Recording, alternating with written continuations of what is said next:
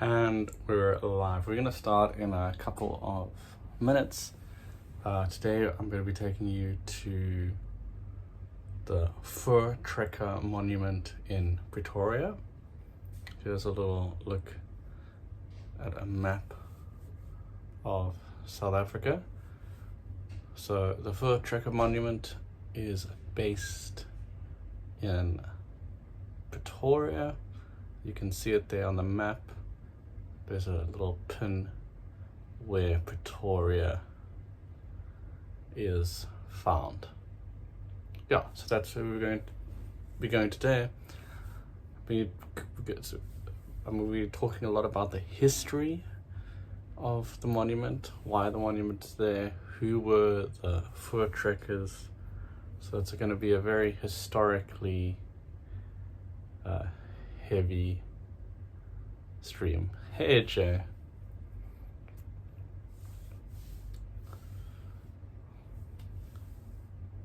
So we'll give it one more minute and then I'll begin.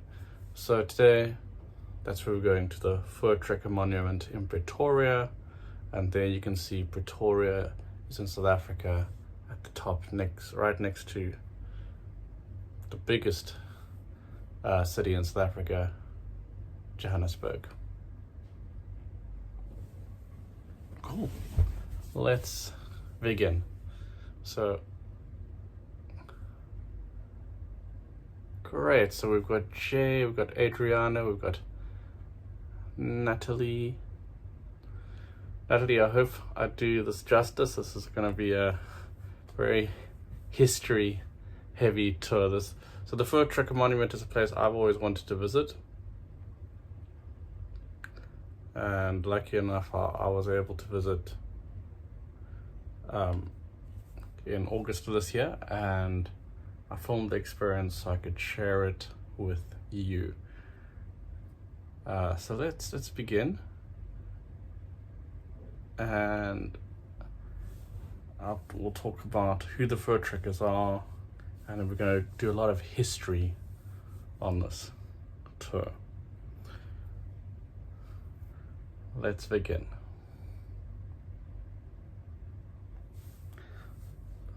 So just before we begin, who are the Voortrekkers? So who were they? They're a member of a group of Dutch-speaking people who migrated by wagon from the Cape Colony into the interior from 1836 onwards. Here you can see some of those wagons. They migrated in order to live beyond the borders of the British. And let's talk about the name Voortrekker quickly. Voor means before or in front of, and trek is to move or emigrate or go on a journey. So those who went on a journey before us is maybe like a good translation of the meaning of the word Voortrekker. And on this journey, they experienced encountered different people, different places, and these helped shape their identity. And one of the big events that shaped that identity, which I'll talk about a little bit later, is the Battle of Blood River, but we'll get to that a little bit later. But first I want to lay some ground, some context as to why did these Afrikaans people, or the Dutch-speaking settlers, leave the Cape Colony. So the Great Trek was a northward migration of the Dutch-speaking settlers who traveled by wagon from the Cape Colony into the interior of modern South Africa from 1836 onwards, seeking to live beyond the Cape's British colonial administration. The Great Trek resulted from a culmination of tensions between the rural descendants of the Cape's original settlers, collectively known as Boers. Boers in English means farmers. Now, at the corner of the monument, at each of the corners, you'll see four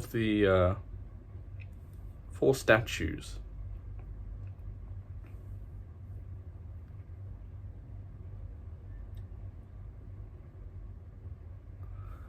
And then right in the front, we have the woman and children, which I'll talk about a little bit later, but we'll continue with the history.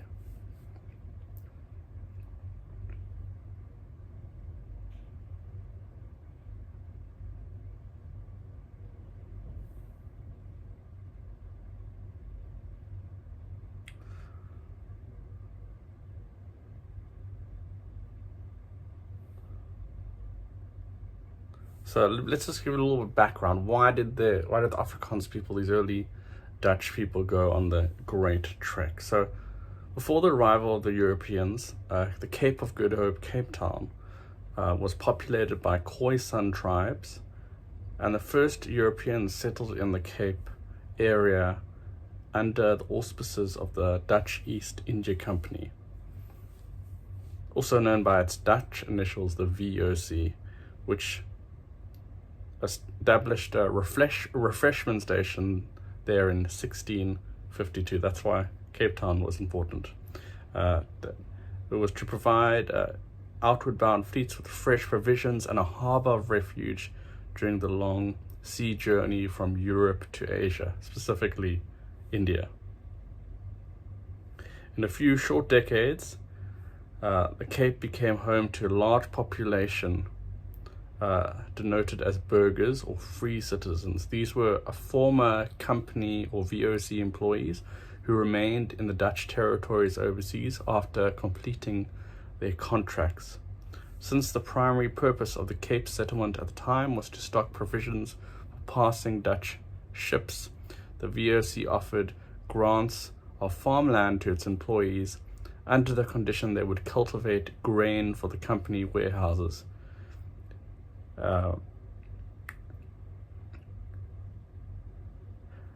These free citizens or vryburgers were granted tax-exempt status for 12 years and loaned all the necessary seeds and farming implements they requested. But then what happened was, so the Dutch were in control, and then the British took over. So this is where the rumblings of why the Dutch started to leave. So to protect her own prosperous maritime shipping routes, Great Britain occupied the fledgling colony by force and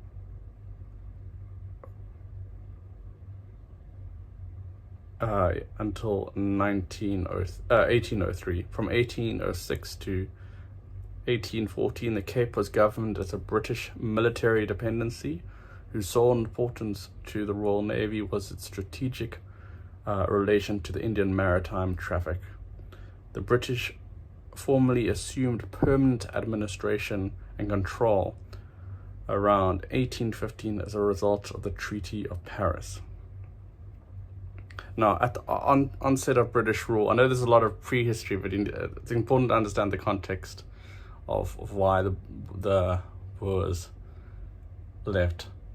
This is a statue of the mother and children. I'm just going to quickly tell you about it. Made by one of South Africa's most well-known sculptors. The Voortrekker woman occupies an honorary position at the foot of the Voortrekker Monument, and it demonstrates the perseverance and sacrifices the people on the Great Trek made as they continued up into the interior of South Africa. But let's continue with the story of. We'll be going inside the monument shortly.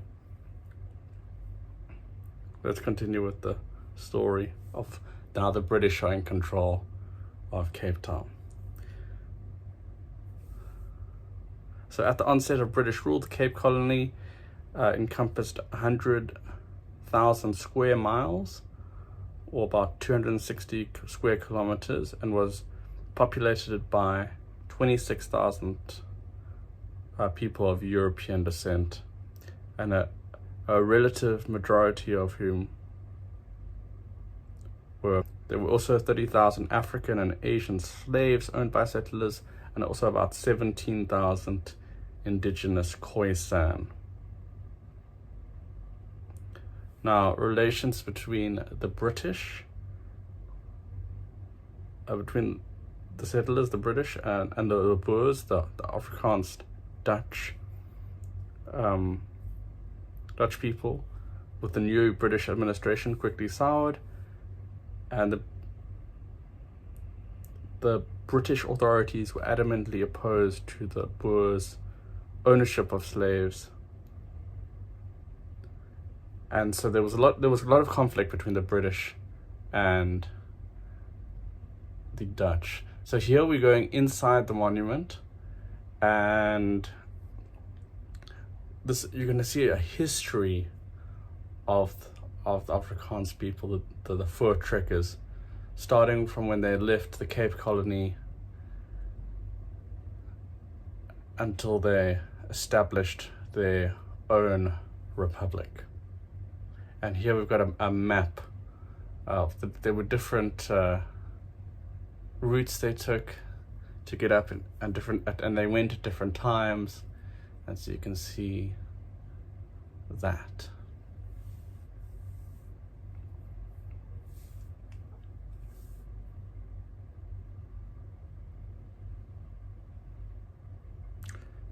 Anyway, the British government insisted that the Cape finance its own affairs through self-taxation, an approach which was alien to both the Boers and the Dutch merchants in Cape Town.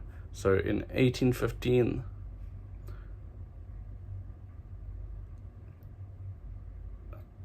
so like now they were being taxed. So this was just another effect that further alienated the Boers and made them resentful against the British. And then, of course, the British decided, okay, they're officially going to impose English as the common language, where all the systems of government, like the judicial, political systems, are going to be English. And this put the Boers, or the Voortrekkers, at a disadvantage, as most of them spoke little English. Britain's alienation of the Boers was particularly amplified by this decision to abolish slavery in all its colonies in 1834. All 35,000 slaves registered with the Cape Governor were to be freed and given rights on par with other citizens, although in most cases their masters could retain them as apprentices until 1835.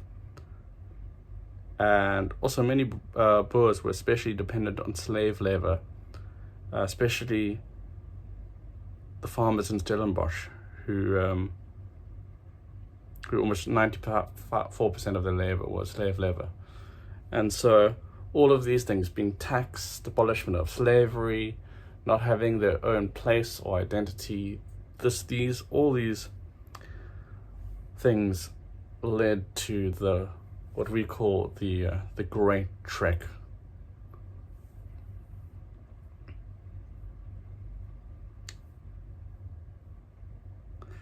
And one of the defining moments, so you see here all the bas reliefs, and you can see there's some conflict here, was something called the Battle of Blood River. And in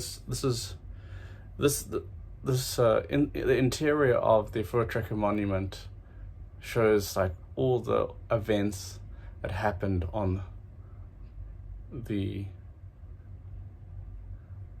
their journey up into the interior of South Africa.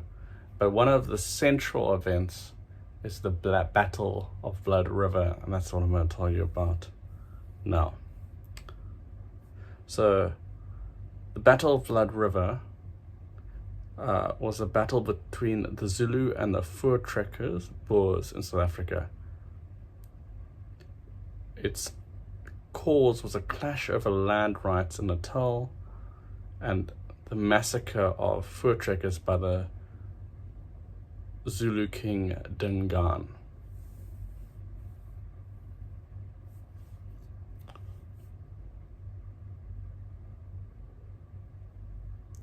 So the Voortrekkers' migration initially faced little resistance, and they eventually reached Natal, what we call now KwaZulu-Natal, an area primarily occupied by Zulu people. Conflict between the Voortrekkers and the Zulu began with negotiations over proposed purchase of land in Natal. In November 1837, the Voortrekkers met Dingaan. He was the king of the Zulu, and Dingaan reportedly granted the Voortrekkers land between the Tugela and Mzimvubu River in the south, on condition that they retrieve cattle stolen by a rebel chief. And so, of course, the Boers, they had that, they were like technologically superior to the Zulus, and because they had muskets, they had gunpowder. The Zulus had their spears, so they had an advantage. So they meet the Zulu king. They say they would like some land. He says, go get these cattle for me and I'll give you land. That's sort of the agreement they came to. So Piet Retief, leader of the Voortrekkers, agreed to this, and he and his men completed the task that was asked of them. They also took so they went to get these cattle that were stolen, and they successfully got all the cattle back, but they also took additional horses, cattle, and guns from the plunder to supplement their supplies. And the Zulu king Dingaan demanded that Retief deliver this additional booty to him. And Retief responded with a letter that invoked a previous Voortrekker military success over the Ndebele tribes, and Dingaan interpreted this thinly veiled threat as evidence of a Voortrekker plot against him. So when the Voortrekkers arrived with the cattle and the horses they had retrieved, Dingaan pretended to welcome them with open arms. He said to have granted a treaty for the land, but planned instead to kill the Boers before they could settle there. So what he did is he got them to do his bidding, go out and do his bidding, get the cattle that were stolen from him, but then he tricked them, and we're going to talk about that now. Now we're going to go to the top of the monument, and it's a beautiful view overlooking Pretoria.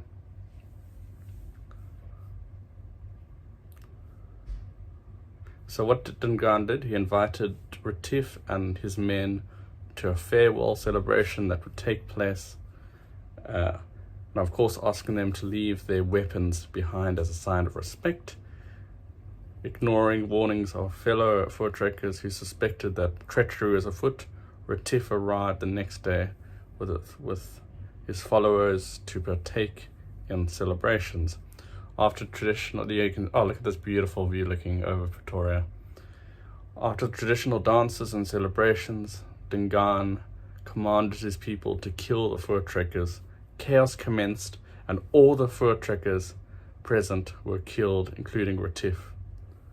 Dingaan then moved against the rest of the Voortrekker population, which had encroached into Zulu territory. With his approximately 15,000 men, he marched to the foot of the Drakensberg Mountains, where the Voortrekkers had built their encampments. The Zulu wiped these camps out swiftly, killing a number of women and children in the process, and the Voortrekkers responded by marching on the Zulu capital. Just a lot of conflict now between the Zulu and the Voortrekkers because of this portrayal.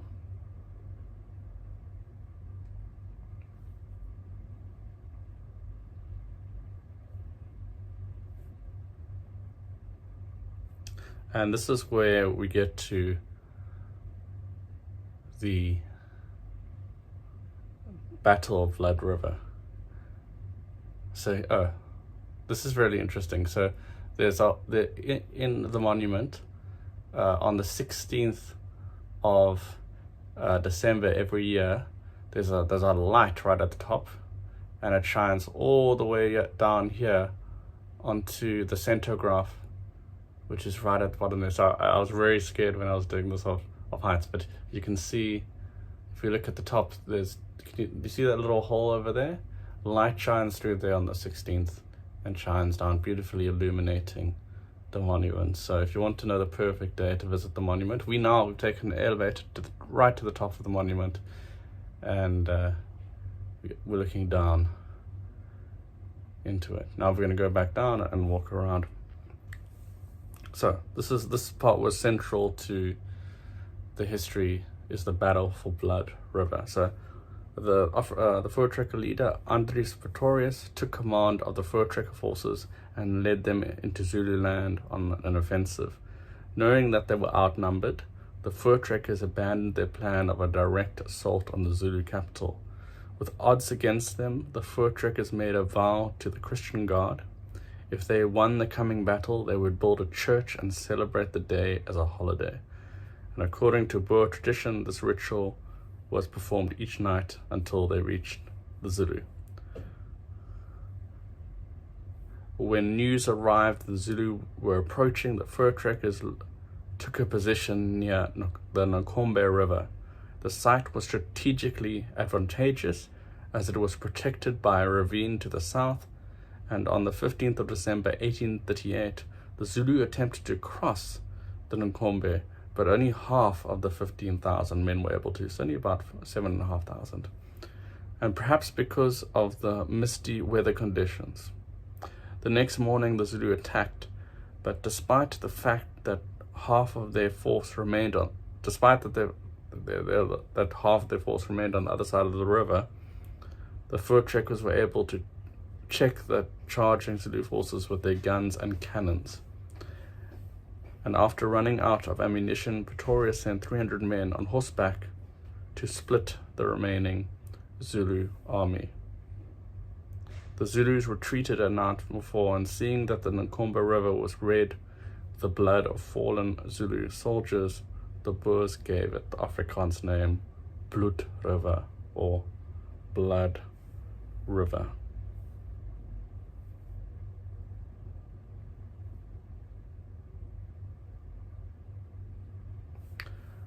And so, yeah, that conflict with the Zulu helped shape Afrikaner identity. And in fact, in this monument, when we were at the bottom earlier, you saw the wagons, which I'm going to show you now. This is a picture from the Battle of Blood River. So you can see all these wagons were made into like a circular shape, so that protected the people inside. And then it was because the Zulu had to get across the river, the Afrikaans were at an advantage, the Voortrekkers were at an advantage. And so even though there weren't many of them, they could, with a few numbers they could make, against a massive army, they could make a huge difference. And that's why this was such an important part of their identity. Okay, let's continue. Now we're going to go to the bottom of the monument. So we went right to the top, and now we're right at the bottom.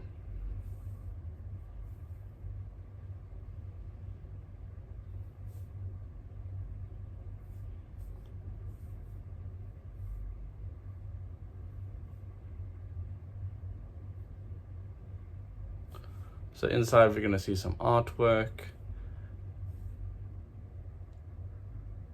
So there's the centograph, and then we'll just take a little walk around, and I'll talk more about the monument itself. So there you can see one of the wagons. So the Voortrekker Monument is located just south of Pretoria in South Africa. And it's a granite structure located on the hilltop. You got to see that beautiful view. That was created to commemorate the Voortrekkers who left the Cape Colony between 1835 and 1854.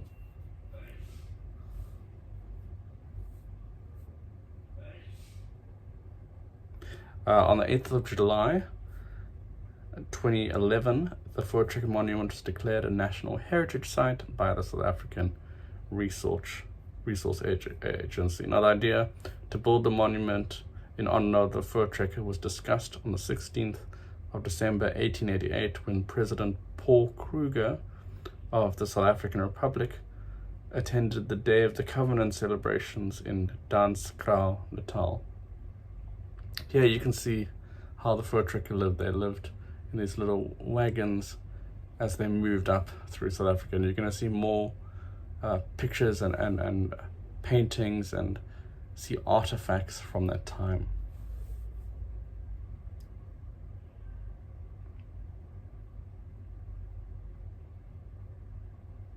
So it was the idea for this monument started in 1888. However, the monument, the movement to actually build the monument only started on the 4th of April 1931.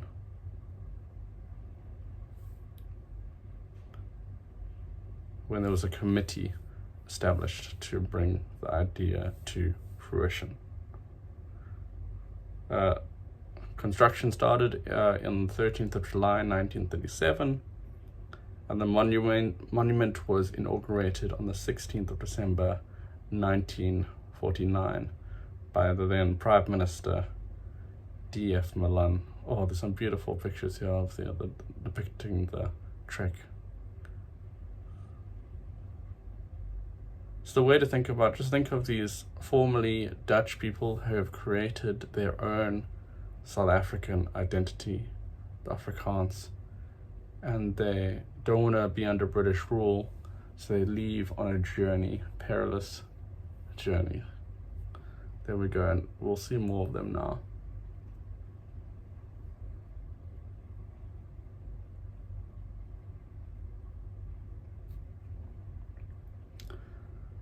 The total cost of the monument was £360,000, most of which was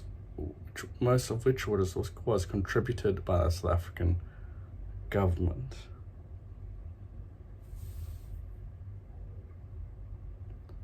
The monument itself is 40 meters high with a base of 40 meters by 40 meters. The building shares architectural resemblance with European monuments, but also contains some African influences. The two main points of interest are the historical frieze. That's the one that we saw when we walked in. It's that white marble relief. So here's some pictures of just what they encountered as they went into the interior of South Africa. All the Transvaal, the Orange Free State crocodiles, hippos. And here we get a little look at how they created the reliefs we saw earlier. A lot of work went into making and telling the story of the Voortrekkers.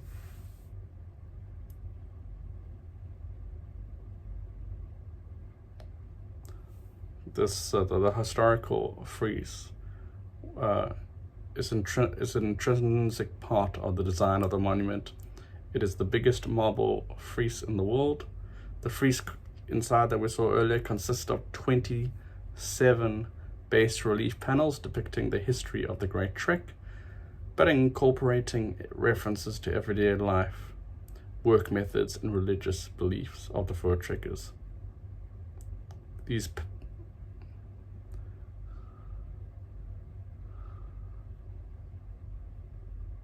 So here you can see what it looked like to be on the road on the trek, and the sort of clothes they wore.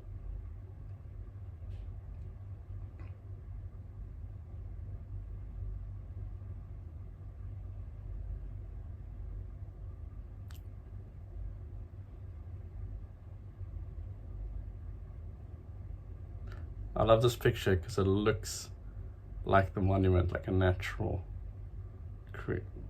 creation of the monument.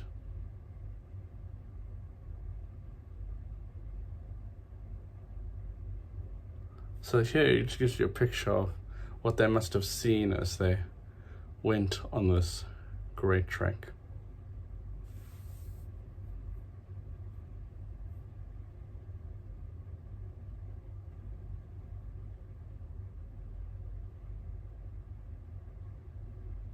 The people they encountered.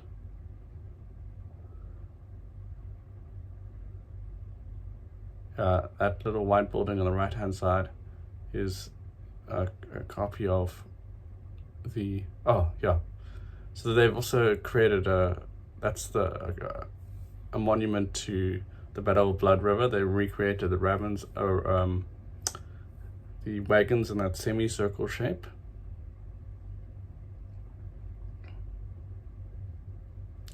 This space is dedicated to the architect of the monument.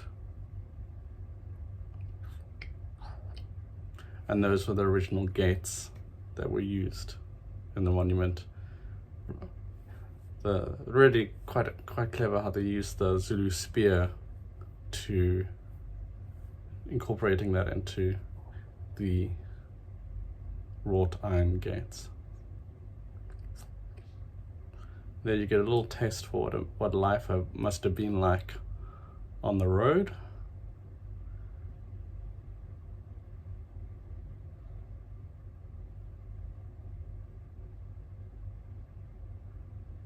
And I think this is the church of the church of the vow. So they made a vow, and that if they would win at the Battle of Blood River, they would build this church, and they did that. And you can still go to see it. It's in Pietermaritzburg. I've actually visited on a previous road trip. Yeah, so this is the Voortrekker Monument. Let me close that. Yeah, so that's the Voortrekker Monument. It's somewhere I've always wanted to visit. I hope I've given you enough context to understand what the monument's all about. And if you ever find yourself near Pretoria in Johannesburg, Pretoria and Johannesburg it's pretty close by. You can in fact take a train directly to Pretoria, a fast train. Definitely go and check out the Voortrekker Monument. It will give you a really great understanding of who the Voortrekkers were, the journey, what shaped them, what shaped the Afrikaans people. So I really recommend going to visit learn more about South Africa. So this actually brings to the end of my South African series. We will be I'll make a quick announcement. I just want to say thank you so much, Natalie, for being here. Natalie, I know, is from South Africa, and she's a great person to chat to because she is Afrikaans. I hope I've done a good job of telling a little bit about the history. I'm not an expert, but I hope I've been able to share a little bit of that history, but mainly giving you context as to why the monument, who are the people, and why did this trek happen, this journey happen. Yeah, so this brings to the end the South African series I've been doing. I'm excited to tell you that hopefully I'm going to be visiting one of our other former Hago guides in Dubai.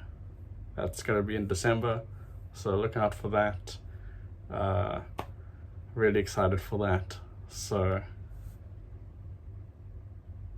gotcha.